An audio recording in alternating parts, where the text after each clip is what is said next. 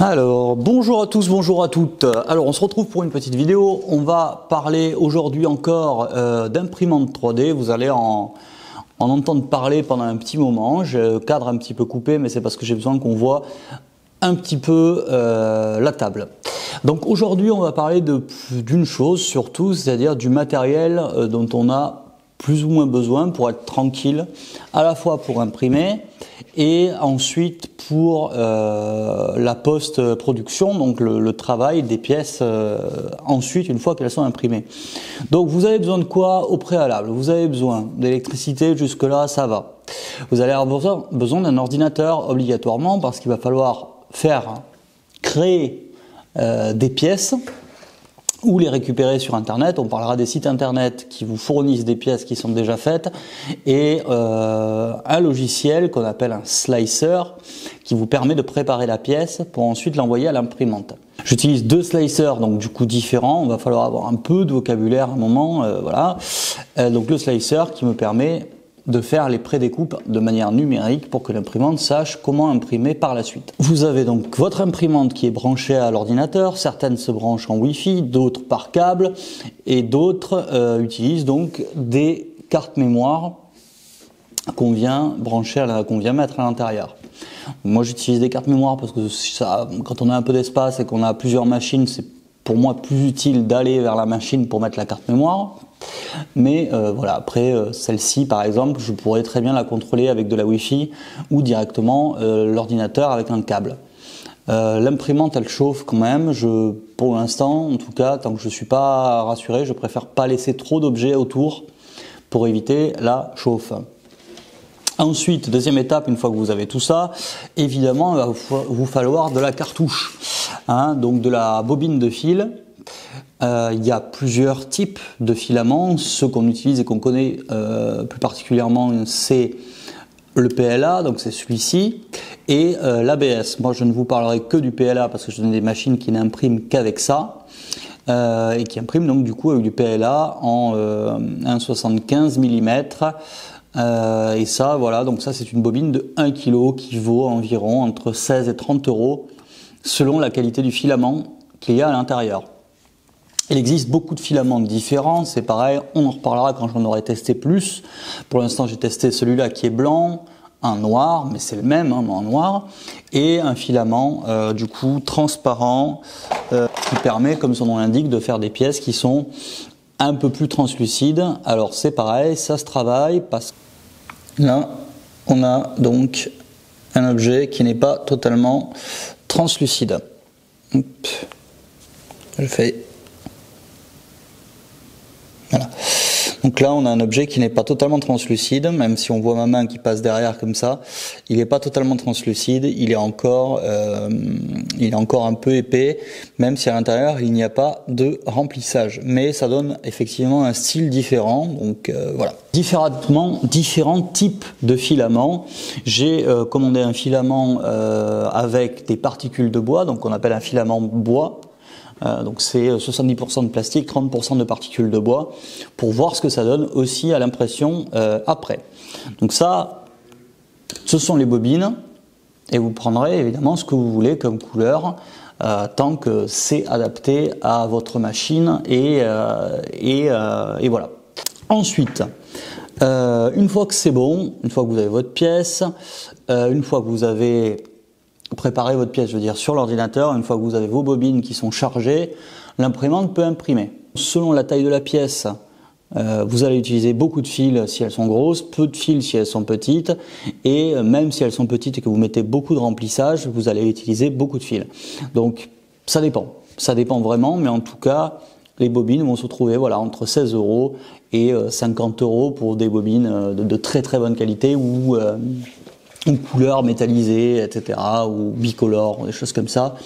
Les trucs un peu plus fantasy, ça sera un peu plus cher. Les outils, ça qui m'intéresse, quelles choses j'utilise, quels outils je vais utiliser, déjà pour les pièces en elles-mêmes. C'est-à-dire qu'une fois qu'elles sont imprimées, eh ben, il va falloir la retirer de son plateau, la dessouder du plateau, et des fois ça peut être compliqué. Alors, outil principal, la spatule.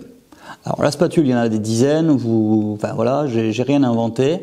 Tout ce qu'il faut savoir, c'est qu'il faut prendre une spatule qui a un bout qui est assez fin pour passer hop, en dessous de la pièce, hein, comme une spatule de cuisine à la limite, et qui soit vraiment solide pour éviter soit d'abîmer le plateau, soit d'abîmer votre pièce. Donc solide, parce que comme ça vous maîtrisez mieux vos gestes et vous arriverez mieux à prendre votre pièce. Ensuite, ce qui est intéressant d'avoir, moi en tout cas ce que j'ai, c'est un set comme ça avec plusieurs petites pinces qui me permettent de décrocher ou de couper les fils en trop, les supports, les choses comme ça, et qui me permettent de commencer à travailler ma pièce. Autre outil que je ne vais pas spécialement sortir là, c'est le scalpel. C'est pareil, le scalpel ça peut être utile pour couper des petits morceaux ou voilà, pour faire des petits détails, des petites finitions qui vous embêtent et où vous n'arrivez pas à passer entre les pièces. Le scalpel peut être intéressant. Voilà les outils que j'utilise en premier quand il s'agit de récupérer une pièce et de la nettoyer, en tout cas de faire un premier nettoyage. Deuxième nettoyage, ça va être, pour moi en tout cas, vous faites ce que vous voulez, c'est pas obligé évidemment, ça va être de poncer les pièces.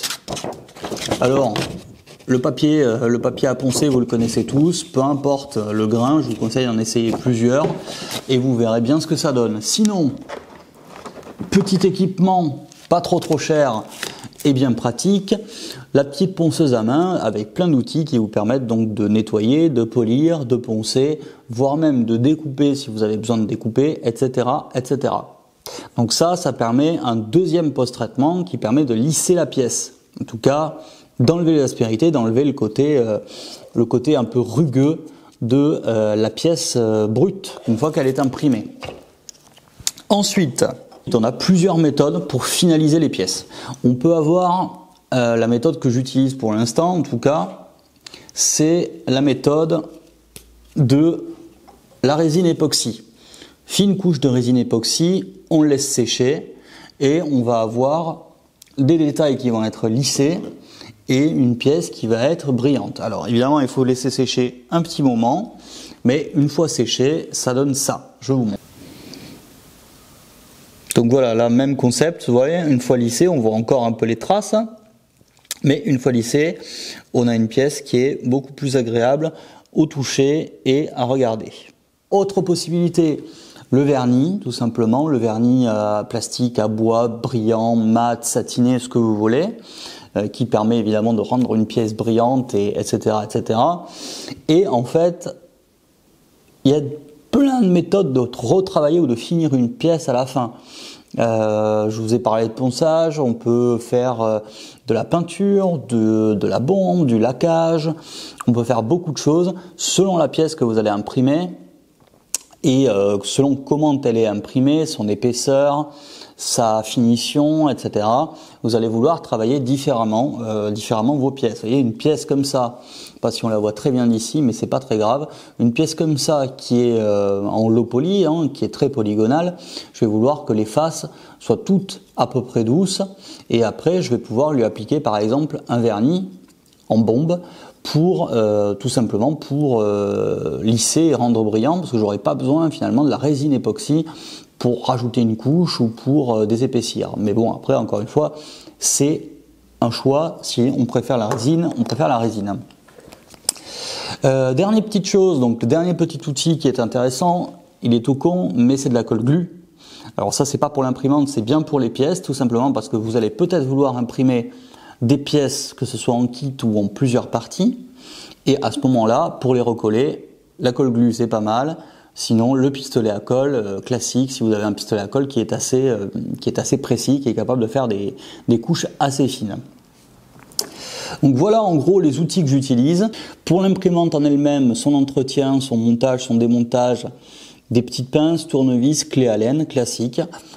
Ça, on a à peu près tout ça chez nous, mais voilà, si vous voulez plus vous équiper, c'est le genre de choses qu'il va vous falloir un peu fréquemment. Et sinon, avec tous ces outils, c'est-à-dire pince, on va dire, et ponceuse, et ensuite les finitions que vous voulez, on arrive à faire à peu près toutes les pièces qu'on veut.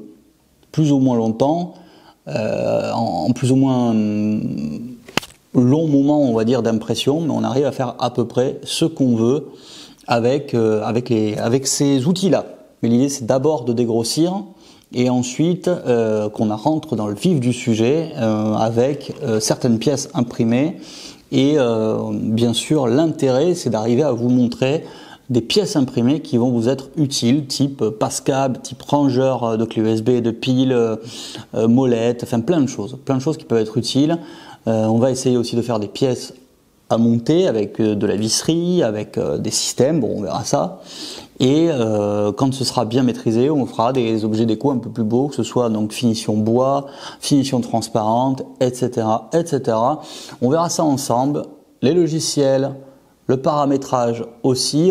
Voilà, et bien écoutez, merci à vous, bonne soirée, n'hésitez pas à laisser un petit pouce bleu, à vous abonner, c'est gratuit et en plus ça me soutient, ça me permet de faire plus de vidéos et ça me motive. Merci à vous et bonne soirée.